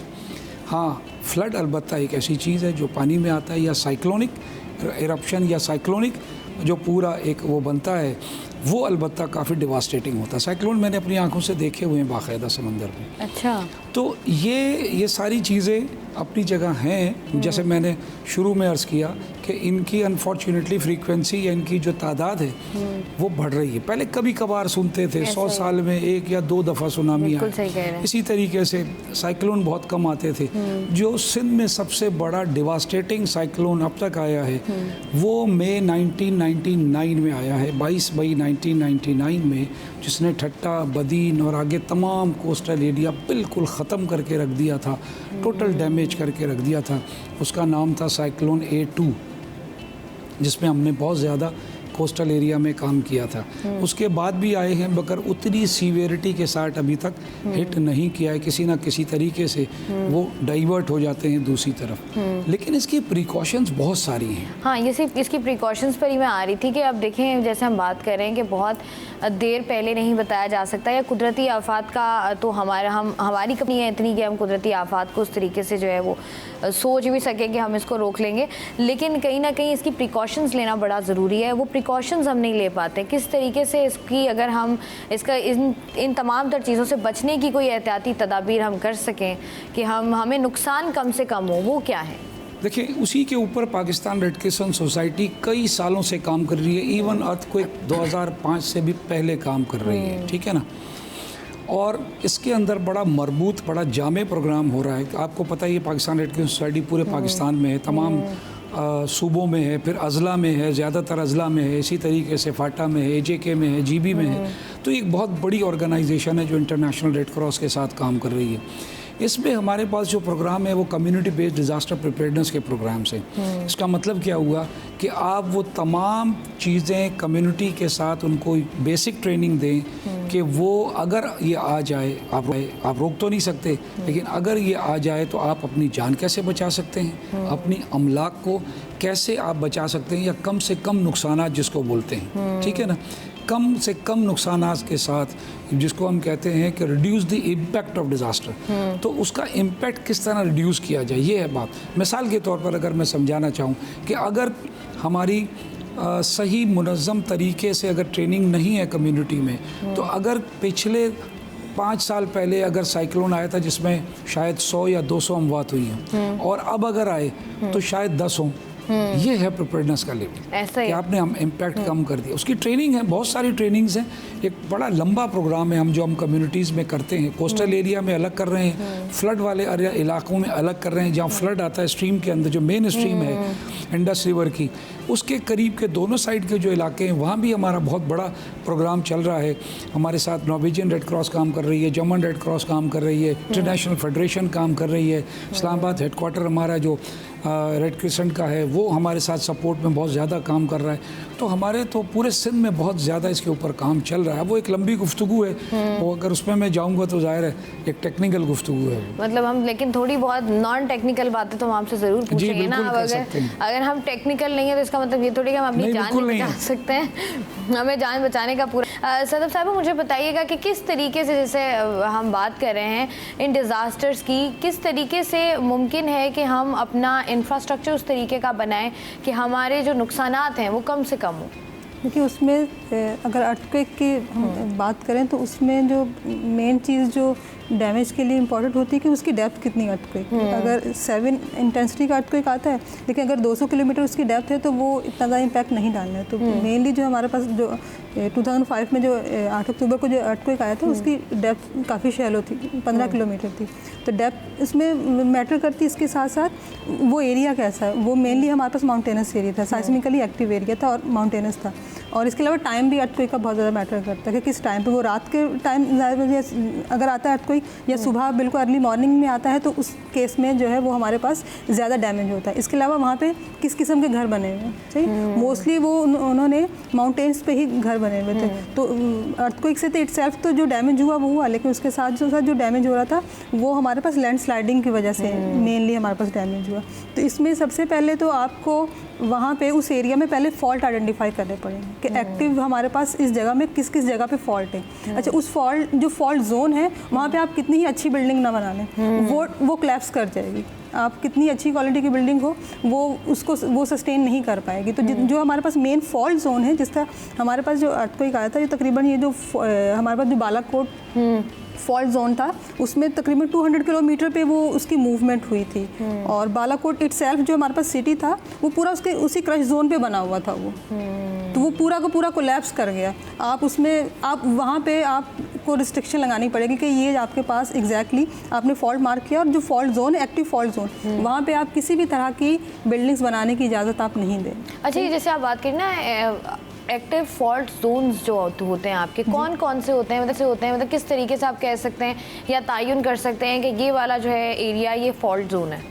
वो उसमें जियोलॉजिकल स्टडी होती है, वहाँ पे जियोलॉजिकल सर्वे वहाँ का किया जाता है कि यहाँ पे जो प्लेट्स हैं वो आपस में मूव कर रही हैं एक्टिवली। हमारे पास जितनी भी हमारे अर्थ है वो डिफरेंट टेक्टोनिक प्लेट्स की बनी हुई है। और हिमालयस की हम बात करें नॉर्दर्न एरियाज में तो वहाँ पे दोनों कॉन्टिनेंटल प्लेट के नीचे दूसरी प्लेट सबडक्ट हो रही है, आहिस्ता आहिस्ता नीचे धंस रही है वो प्लेट। अच्छा। तो वो टेक्टोनिकली अगर हम बात करें या साइस्मिकली बात करें तो साइस्मिकली वो एक्टिव एरिया है। तो वहाँ पे आपको बहुत ज़्यादा प्रिकॉशंस लेने की ज़रूरत है क्योंकि वहाँ पे कंटिन्यूसली साइस्मिसिटी हो रही। अच्छा, एक होता है मेन एक्टिव जोन, इसके अलावा उसके साथ छोटे छोटे फॉल्ट्स होते हैं, उन फॉल्ट्स को भी मॉनिटर करने की ज़रूरत है। अगर वो मेन जो एक्टिव जोन है उसके अंदर अगर अर्थक्वेक आता है तो वो बहुत बहुत बड़ा डैमेज करेगा। अगर वो बहुत शैलो अर्थक्वेक आता है, जिस तरह 15 किलोमीटर 10 किलोमीटर की डेप्थ पे आता है, टर्की में आया था वो 17 किलोमीटर की डेप्थ पे अर्थक्वेक आया था, तो वहाँ पे आता है तो वो बहुत बड़ा डैमेज करेगा। अच्छा, अर्थक्वेक में एक और जो हमारे पास जो रिएक्टर स्केल होता है जिसमें आपने डिफरेंट स्केल बनाया, अच्छा वो डबल नहीं होता, वो लॉग स्केल में होता है। अगर जो 5 की इंटेंसिटी पे जो अर्थक्वेक आया है उसके बाद जो 6 की इंटेंसिटी पे आएगा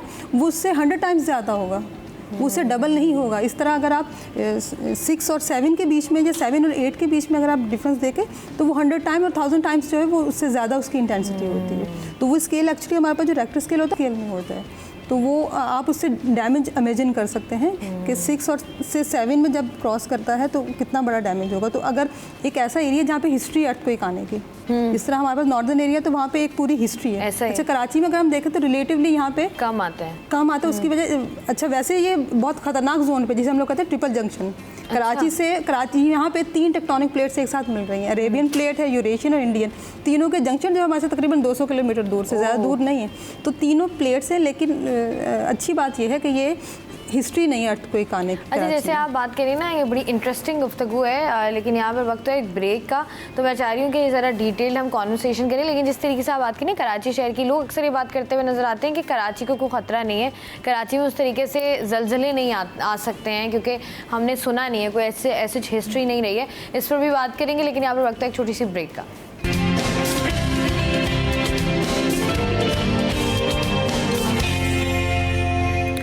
वेलकम बैक जी। प्रोग्राम में हम लोग बात कर रहे हैं उन तमाम तर कुदरती आफात की, या अगर हम आज का दिन देखें तो आज का दिन इसलिए भी मौजू है कि अगर आज से कोई 19 बरस पहले चले जाएं तो पाकिस्तान को सामना करना पड़ा था एक सिवियर अर्थक्वेक का, जिसमें जो है वो बहुत बड़े पैमाने पर ना सिर्फ तबाही हुई थी बल्कि जानी नुकसान भी बहुत ज़्यादा था। उसी पर जो है वो हम लोग बात करेंगे किस तरीके से इन तमाम तर सिचुएशंस को रोका जा सकता है।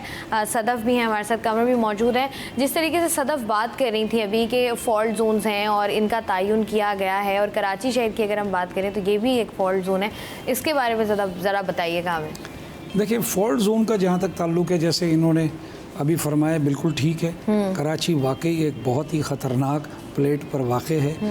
अच्छी खबर ये है कि अब तक ऐसा कुछ नहीं हुआ, लेकिन एक बात बता दूँ, कोई भी चीज़ अगर कभी नहीं हुई तो इसका हरगिज़ ये मतलब नहीं है कि वो आइंदा भी नहीं होगी। So we have to prepare, ठीक है ना। प्रिपेयर्डनेस लेवल पे तो कोई कॉम्प्रोमाइज़ हो ही नहीं सकता ना, मतलब हम प्रजम्पशंस पे तो काम नहीं कर सकते। तो ये है।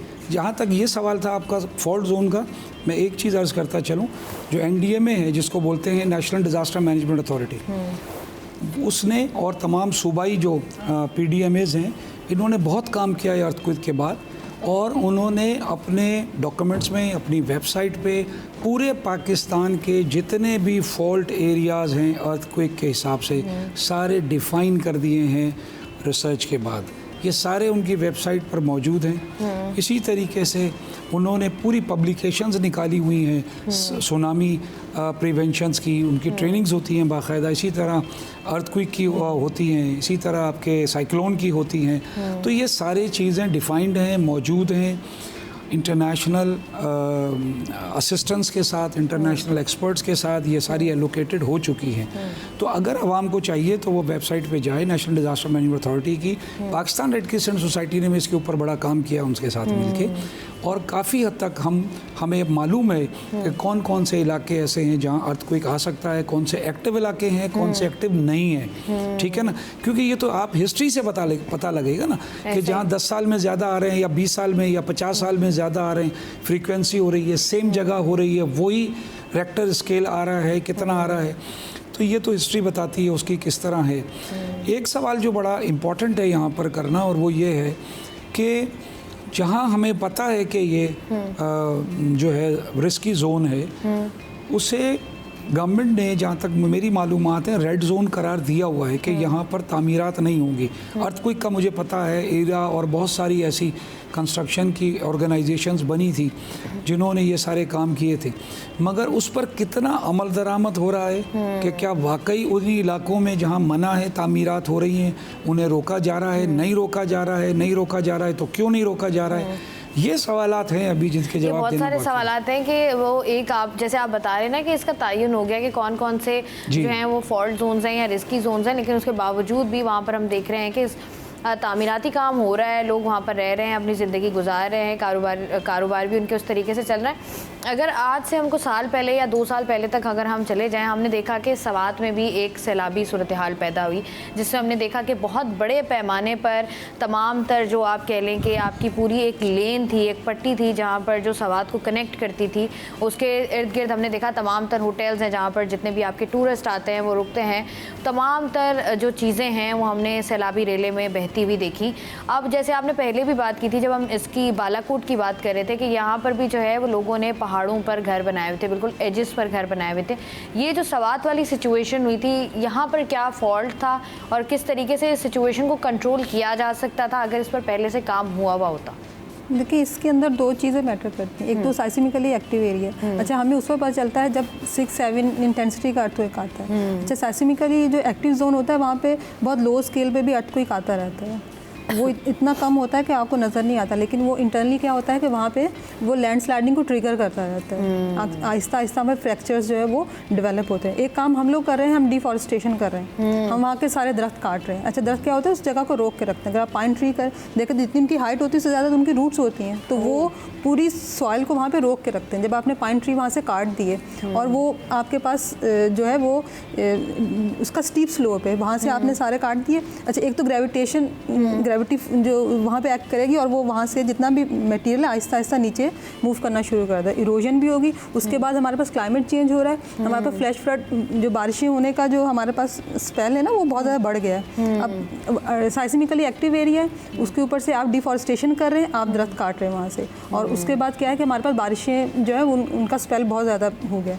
तो ये सारी चीज़ें मिल के जो है ना वो फिर ये एक बहुत बड़ा डिज़ास्टर क्रिएट करती हैं। तो उसमें अर्थक्वेक भी शामिल हो जाता है, उसमें लैंडस्लाइडिंग भी है, इरोजन भी होती है, डिफॉरेस्टेशन और क्लाइमेट चेंज, ये सब मिलके जो है ना एक बहुत बड़ा डिज़ास्टर क्रिएट कर रहे हैं। सही, वो जो कि आपको सवात में वो नज़र आया, और ये आने वाले दिनों में और होगा क्योंकि क्लाइमेट चेंज और ज़्यादा हमारे एरियाज़ में बढ़ रहा है क्योंकि ग्लेशियर्स जो है वो मेल्ट हो रहे हैं बहुत ऐसा ही है।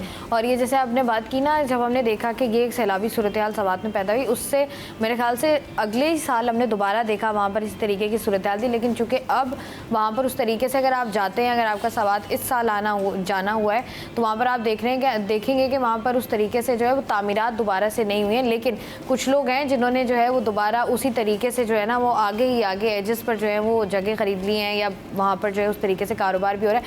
हम अगर कराची शहर की बात करें सदफ, जिस तरीके से थोड़ा सा आप दोनों ने हमें डरा भी दिया है कि ऐसा नहीं है, जैसे कंवर साहब कह रहे थे कि ऐसा नहीं है कि अगर कभी नहीं हुआ तो आगे नहीं होगा। अगर कराची शहर की हम बात करें तो कराची शहर में कितना रिस्क है, किस तरीके से कंट्रोल किया जा सकता है, और यहाँ पर क्या फॉल्ट्स हैं कराची की अगर हम बात करें?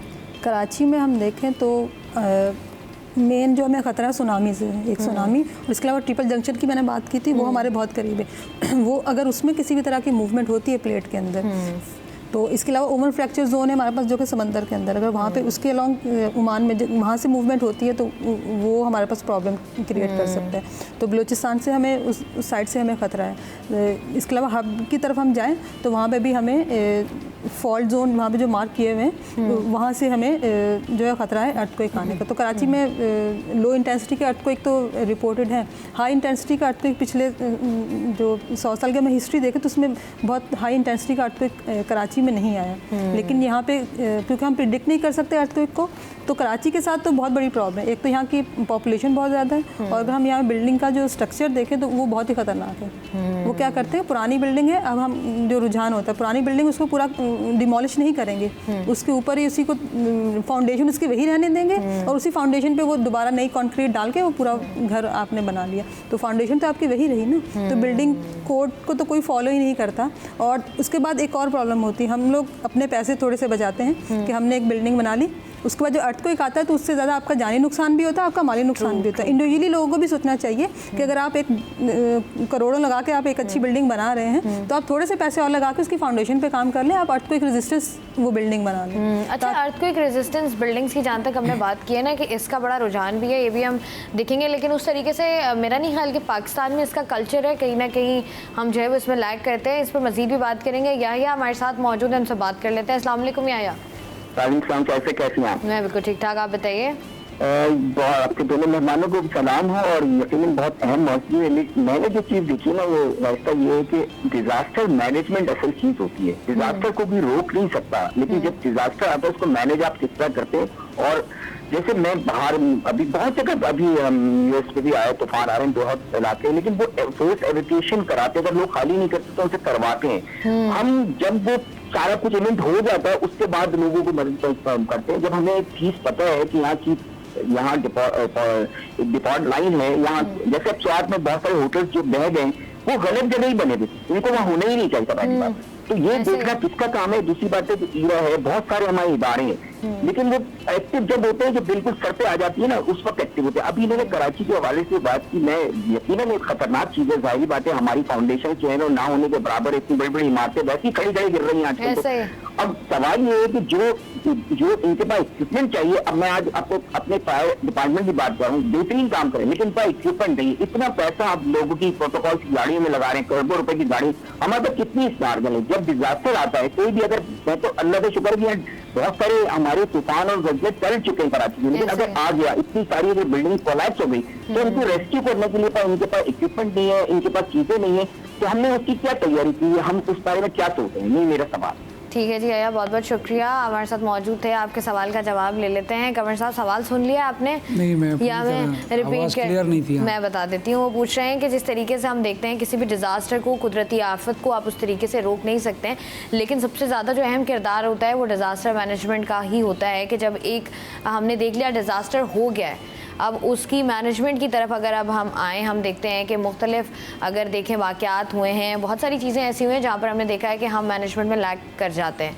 हमारे पास उस तरीके से इक्विपमेंट मौजूद नहीं होते, हमारे पास उस तरीके से हम उस आफत के से बाहर निकलने के लिए जो है उस तरीके से अपने आप को प्रिपेयर नहीं कर पाते हैं। तो उसके लिए जो है वो डिज़ास्टर मैनेजमेंट क्या कर रहा है, क्या हम जो है वो इसके लिए तैयार हैं कि अगर खुदा न ख्वास्ता कुछ होता है तो अगर हमें जो है वो उससे बाहर निकलना हो तो हम आसानी से निकल जाएँ।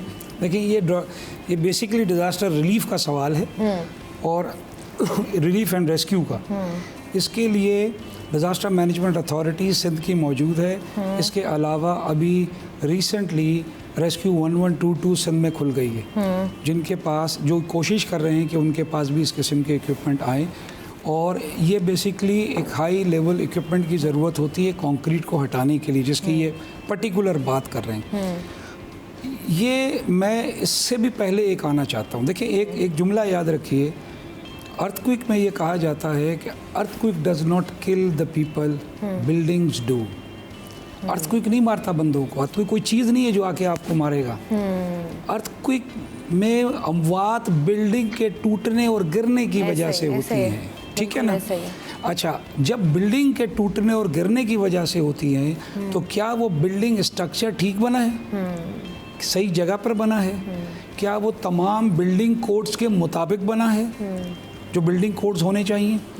ये है वो सवाल। अभी जो मैडम फरमा रही थी, पूरा कराची तो कंक्रीट का कब्रिस्तान बना हुआ है, यहाँ तो बिल्डिंग से मिली हुई है।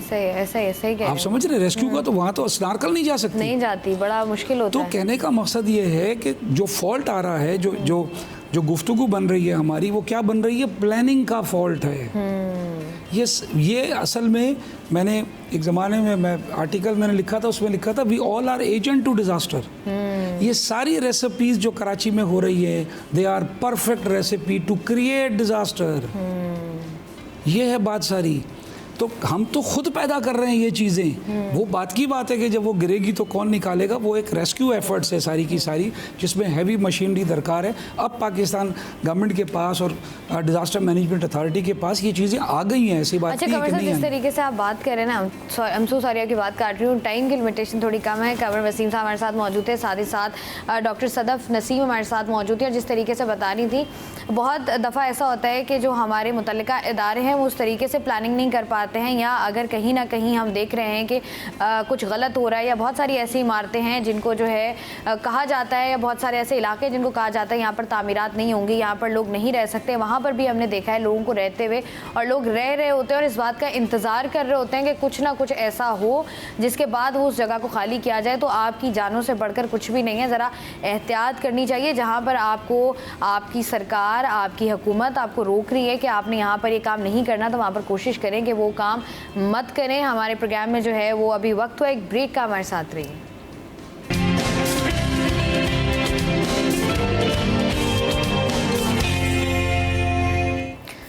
Welcome back ji. City at 10 में एक दफ़ा फिर से खुशामद। आज जो है वर्ल्ड ऑक्टोपस डे भी मनाया जा रहा है।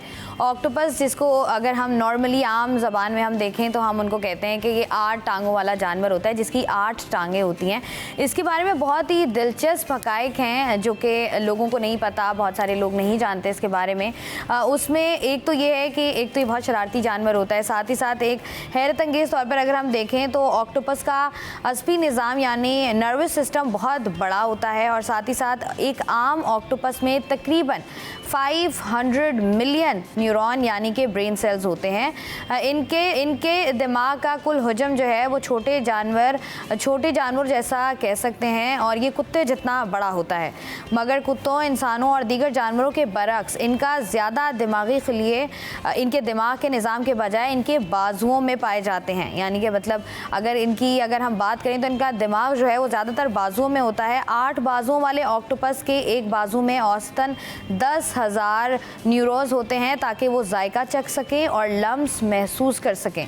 ऑक्टोपस को याददाश्त कायम रखने की तरबियत दी जा सकती है, और बहुत सारे ऑक्टोपस के दिलचस्प हक़ाइक़ हैं जिन पर हम बात करेंगे, क्योंकि आज जो है वर्ल्ड ऑक्टोपस डे मनाया जा रहा है। और इसी पर बात करने के लिए डॉक्टर मोहम्मद तारिक राजपूत हमारे साथ स्टूडियो में असिस्टेंट प्रोफेसर हैं डिपार्टमेंट ऑफ ज़ूलॉजी के यूनिवर्सिटी ऑफ कराची से। इनसे बात करते हैं। अस्सलाम वालेकुम सर। वालेकुम अस्सलाम व रहमतुल्लाहि व बरकातहू। सर जी, मुझे बताइएगा, वर्ल्ड ऑक्टोपस डे मनाया जाता है 8 अक्टूबर को, इसकी क्या वजह है? और ऑक्टोपस के बारे में जैसे हम बात कर रहे थे, बड़े दिलचस्प हक़ाइक़ हैं, उनके बारे में भी हमें बताएं। देखिए, इसको 8 अक्टूबर को मनाया जाता है। उसके अंदर 8 अक्टूबर के अंदर, और इसके जो 8 लेग्स जैसे आपने अभी गुफ्तगू फरमाई कि इसमें 8 पाँव पाए जाते हैं, 8 टांगें पाई जाती हैं, तो 8 के हिसाब से जो ना इसका 8 अक्टूबर जो है वो इसका डे रखा गया है। वाह। एक तो ये वजह है, यानी इसमें 8 टांगें पाई जाती हैं और 8 अक्टूबर है, और अक्टूबर का जो महीना है उसके अंदर जो नाम आ रहा है, ऑक्टो का लफ्ज़ आ रहा है उसके अंदर। तो इस हिसाब से जो ना अक्टूबर के महीने में, और जो है वो 8 तारीख को, तो अक्टूबर का महीना ऑक्टो, और जो 8 इसमें लेग्स पाए जाते हैं वो 8 के हिसाब से 8 अक्टूबर को इसका जो है ना वर्ल्ड ऑक्टोपस डे मनाया जाता है। अच्छा तारिक साहब, मुझे ये बात भी बताइएगा, जैसे आप भी बात कर रहे हैं, मैंने भी बात की कि ये 8 टांगों वाले जानवर के नाम से मशहूर है। अब ये जो 8 हैं, ये इसकी टांगें हैं या बाजू हैं? इनको दरअसल आर्म्स कहते हैं, उनको टांगे भी कह सकते हैं, चूँकि पोडा का लफ्ज़ इस्तेमाल हुआ है, तो पोडा जो है वो पैरों को ही कहा जाता है, तो ऑक्टोपोडा इसका नाम है। अच्छा। तो ऑक्टो के माने 8 हैं और पोडा के माने पाँव हैं। तो चूँकि वो इन्हीं पैरों से चलता भी है, 8 पैरों से चलता है, और सिफेलोपोडा इसका नाम है कि इसके ये पाँव जो हैं वो इसके सर के ऊपर पाए जाते हैं, लिहाजा जो है ना इसको सिफेलोपोडा कहा जाता है। और दूसरा ये कि जो है वो इन पैरों के ज़रिए से चलता भी है, काम भी करता है। तो जितने ये अमल बजा लाता है वो अपने इन पैरों से ही बजा लाता है, चलना भी है और दौड़ना, भागना और पकड़ना और चीज़ों को मारना, तो ये सारे काम वो उनसे करता। तो हाथों का काम भी लेता है और पैरों का काम भी लेता है, तो आर्म्स भी कह देते हैं और फुट भी कह देते हैं। अच्छा, जैसे आपने बात की ना, जैसे मैं भी बात करी थी कि जो ऑक्टोपस है, क्योंकि एक तो अपने तरीके से बड़ा डिफरेंट जानवर है, कहाँ पाया जाता है इस पर भी बात करेंगे। साथ ही साथ मैंने सुना है कि ऑक्टोपस के 3 दिल होते हैं, या जिनके पास एक हैं वो भी परेशान है, लेकिन ऑक्टोपस के पास 3 दिल हैं, उस पर भी बात करेंगे। लेकिन अब वक्त तो एक ब्रेक का, हमारे साथ रहें।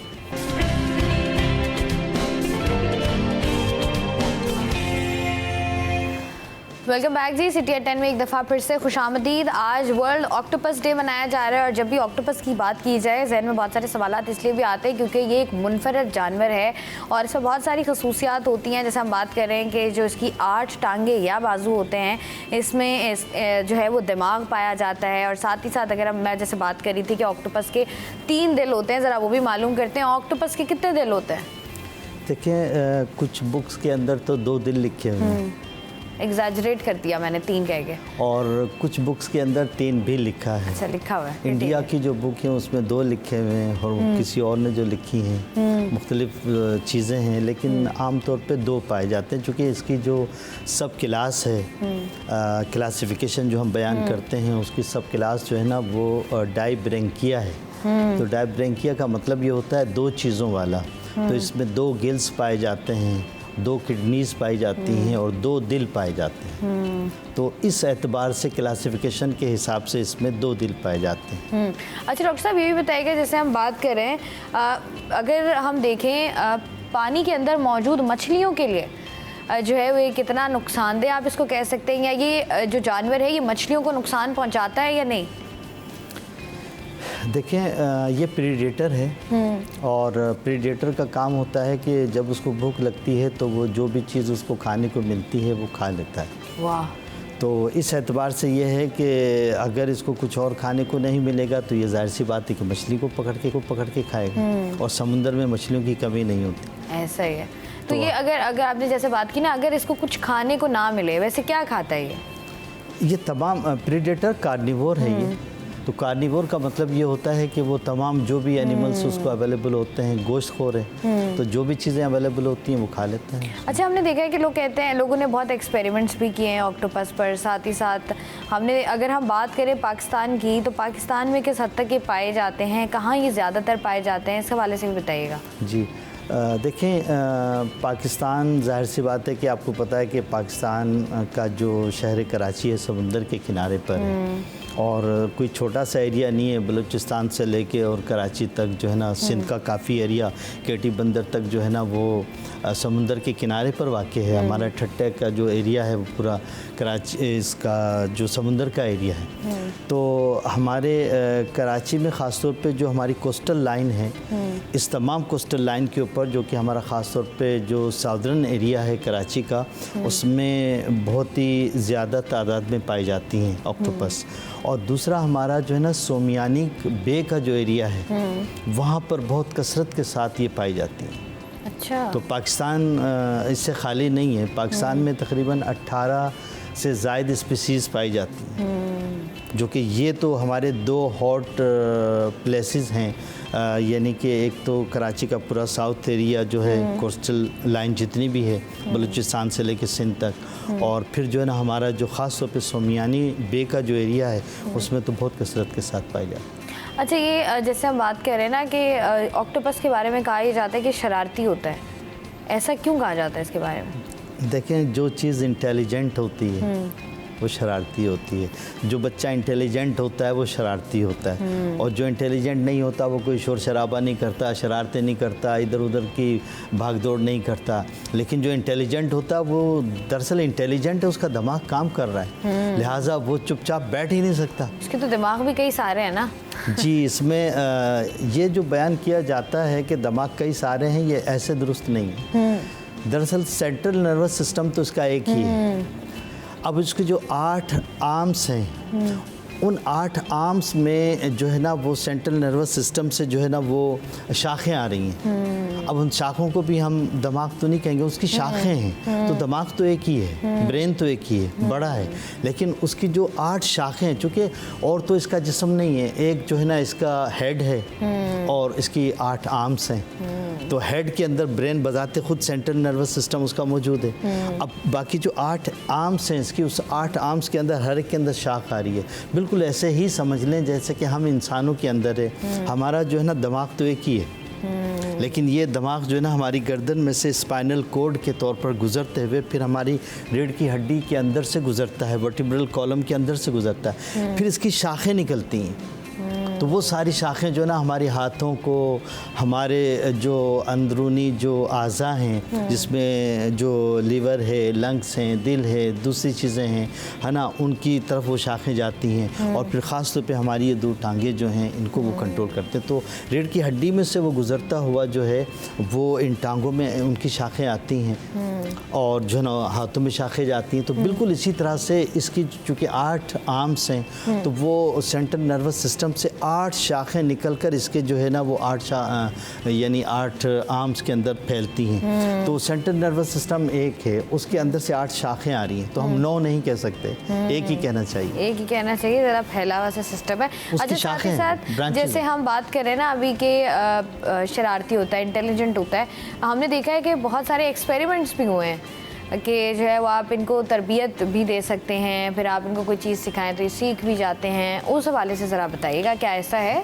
जी बिल्कुल ऐसा ही है, चूँकि इसके अंदर लर्निंग पावर है। चूँकि इंटेलिजेंट है। जब इंटेलिजेंट कोई चीज़ होती है तो वो जाहिर सी बात है उसके अंदर लर्निंग पावर ज़्यादा होती है। तो ये इंटेलिजेंट जो है बहुत ज़्यादा है as compare to other animals.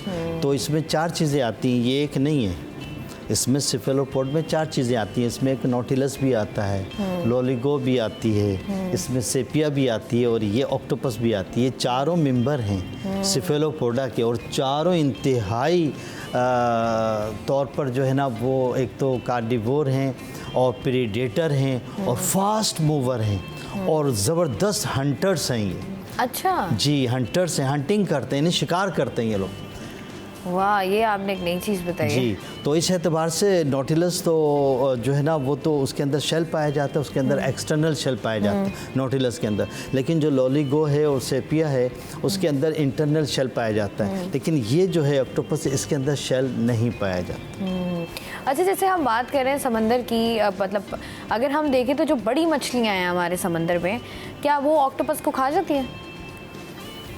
देखिए, जो बहुत बड़ी हैं अब हम ये अंदाज़ा नहीं लगा सकते कितनी बड़ी हैं। समुंदर जो है ना हज़ारों सालों से है, तो उसके अंदर तो हम तस्वीर भी नहीं कर सकते कि कितनी बड़ी बड़ी मछलियाँ हो सकती हैं। यहाँ तक कि इतनी बड़ी मछलियाँ भी हो सकती हैं कि हमारे जो शिप्स होते हैं जो पानी के अंदर समुद्र में उन शिप्स को पूरा निगल सकती हैं।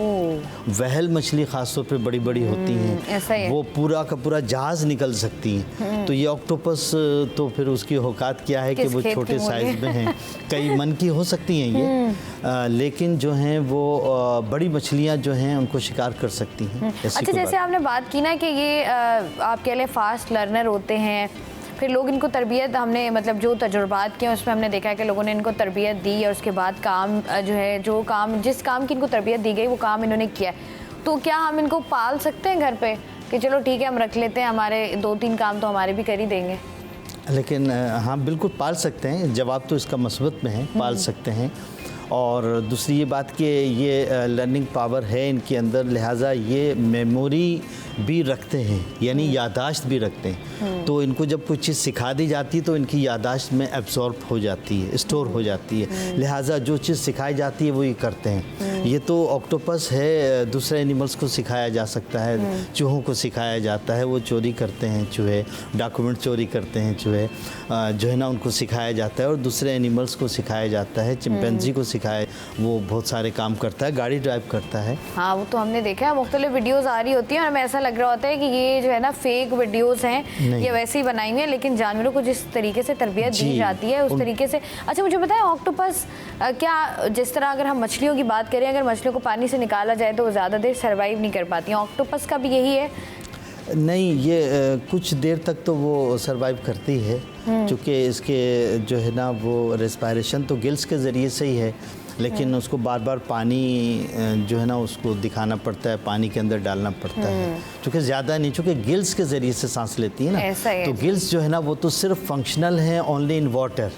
जब तक वो पानी में हैं तो गिल्स विल फंक्शन, और अगर पानी से बाहर निकालेंगे तो गिल्स फंक्शन नहीं करेंगे, क्योंकि वाटर जो है ना वो गिल्स के ऊपर जब बहता है तो वाटर के अंदर जो डिज़ोल्व्ड ऑक्सीजन होती है, उस ऑक्सीजन को जो है ना वो गिल्स की जो कैपिलरीज हैं, कैपिलरीज, वो एब्जॉर्ब करती हैं ऑक्सीजन को। लिहाजा जब वो पानी से बाहर निकालेंगे तो जाहिर सी बात है वाटर जो है ना इसके गिल्स पर नहीं बहेगा और वो ऑक्सीजन एब्जॉर्ब नहीं हो सकेगी, लिहाजा इसको ब्रीथिंग में प्रॉब्लम आएगी, ब्रीथिंग में जो है वो इशू आएगा। डॉक्टर मोहम्मद तारिक राजपूत साहब हमारे साथ मौजूद है, बहुत बहुत शुक्रिया। आज वर्ल्ड ऑक्टोपस डे मनाया जा रहा है और बहुत सारी इंटरेस्टिंग चीज़ें हैं जो पूरी दुनिया में हो रही होती हैं, लेकिन हम जो है वो उस तरीके से ज़रा सीरियसली नहीं लेते, तो हमें पता नहीं चलता। कोई भी इंटरेस्टिंग चीज़ आती है, कुछ लोग होते हैं बड़े इंटेलिजेंट होते हैं जो उसकी पूरी रिसर्च में जाते हैं, उसकी पूरी हिस्ट्री में जाते हैं, ताकि मालूम कर सके कि आखिर ये चीज़ जो है वो सीखी कैसे है, सिखाई कैसे है या हुई कैसे है।